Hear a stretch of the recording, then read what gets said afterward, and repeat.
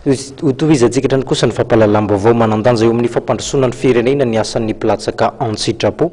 Isy ny hetsika entina namariana io andro iraisam-pirenena ho azy ireo io ho tanterahana ny fahatelo desambra hatramin'ny fafolo ny volana desambra ho avy zao.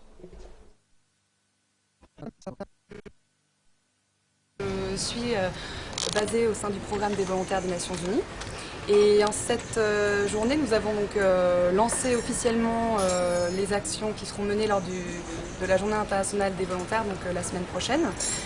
Donc durant cette semaine en fait un certain nombre de partenaires se sont mobilisés pour vraiment encourager la reconnaissance du statut de volontaire et pour continuer à impliquer également et attirer l'attention notamment des décideurs nationaux en montrant que le volontariat peut vraiment être un outil de développement. Lohahevitra amin'ny hetsika herinandro ny platsaka sitrapo tanterahana ny 3 ka hatramin'ny 10 desambra ho avy zao ny hoe Jeune Monde Actif na ny tanora maneran-tany mandray andraikitra. Ireo tanora arak'izany no tena hoentana amin'ity sehatra ity. Nambara Andriamatoakely Fanny Borderier manampahaizana manokana momba ny filatsahana sitrapo eo anivon'ny fandaharana asan'ny platsaka sitrapo.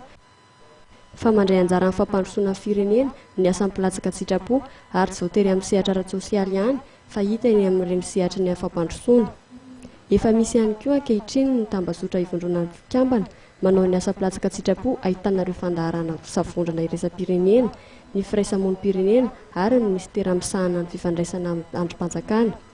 Nisy ny fampahafantarana nataon'ireo avy amin'ny platsaka sitrapo tetsy amin'ny fitoerana mpanao gazety androany mahakasika ny fandaharam-potoana izay ankalazan'izy ireo ny andro iraisam-pirenena ho an'ny platsaka sitrapo.